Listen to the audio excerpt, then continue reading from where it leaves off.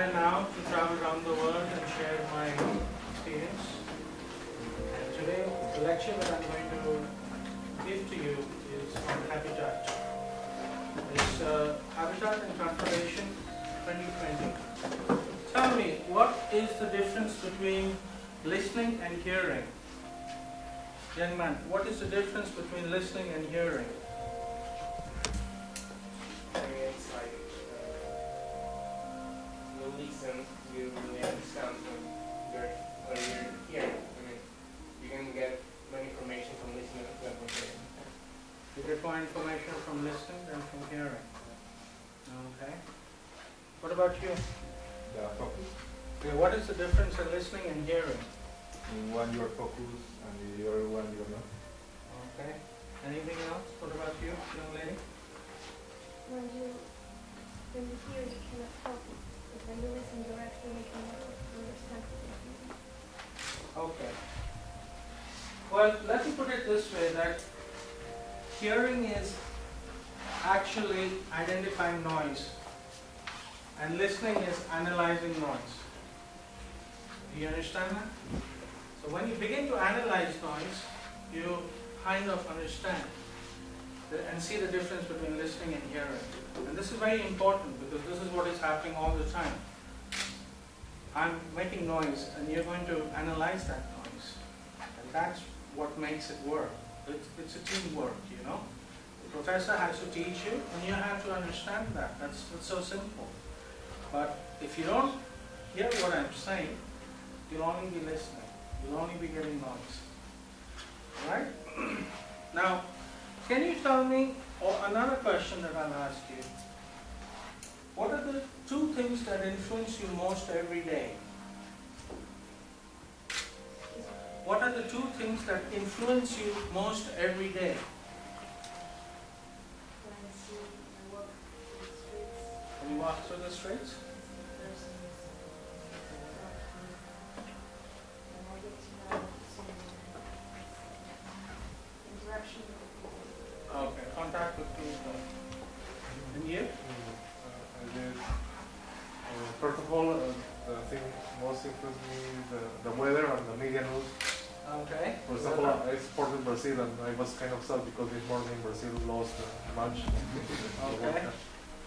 So how about me telling you this, that the two things that influence you most in your life every day, one is your habitat and the second is your transportation.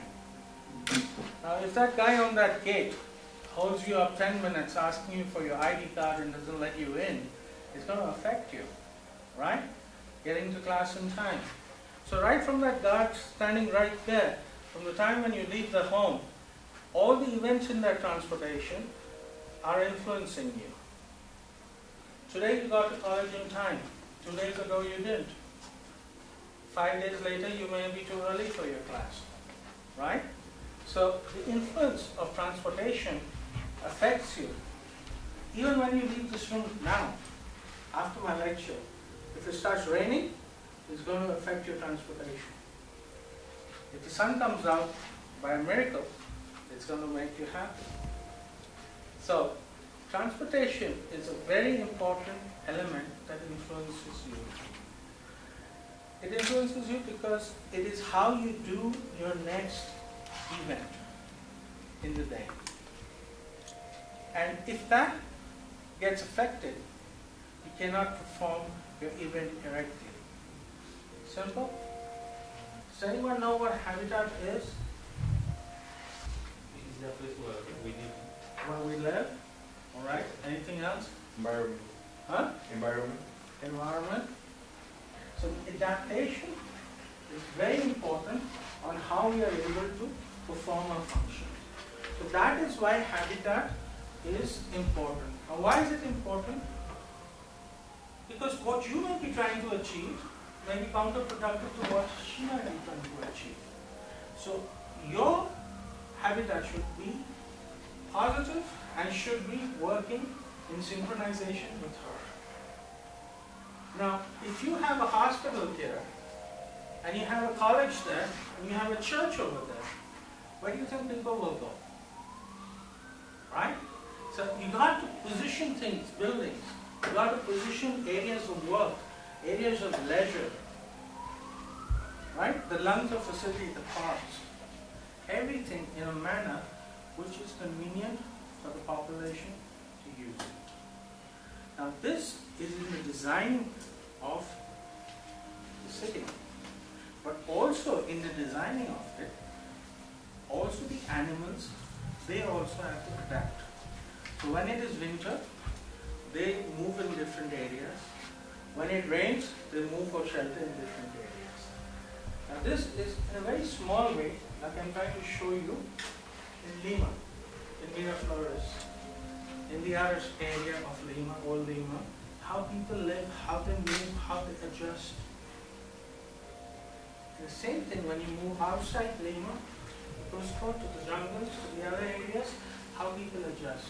How people adjust living in the hills, how they adjust living in the forest, how they adjust living in cities. Now why is this important? It's extremely important because the man in the city is dependent on the man in the forest. If that man in the forest is not doing his work properly, the man in the city cannot. Because the food is coming from the forest. You understand?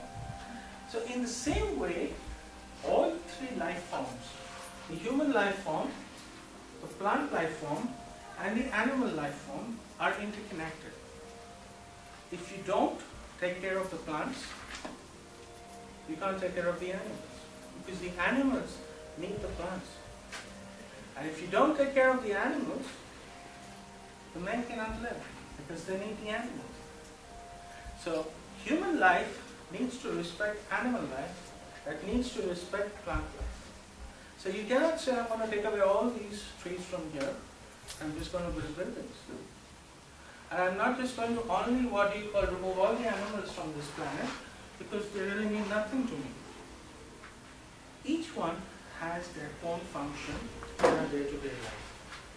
And they adapt according to the environment, according to our need. That cohesion, finding balance in life form and satisfaction between plant life, animal life, and human life is habitat.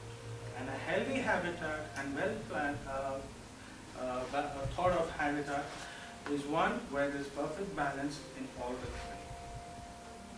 Got it? That is why habitat is so important for us. If they try to make this road wider, right, for transportation, they can't do that. They can only make it to a point. Even if they knock off buildings, they can't go beyond that point. So there are limitations. That's where human intelligence comes into play.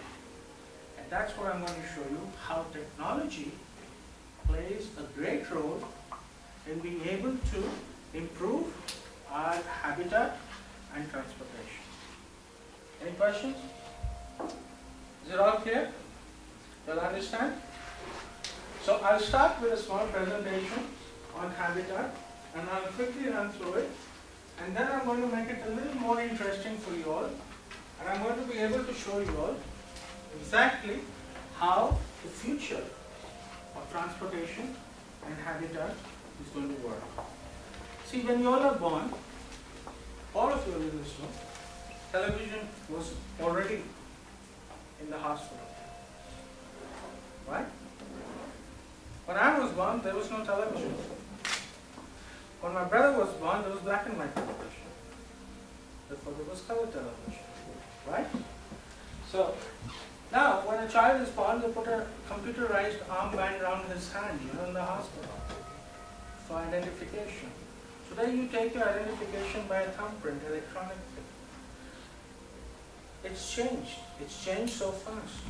It's only 100 years or more that electricity was invented.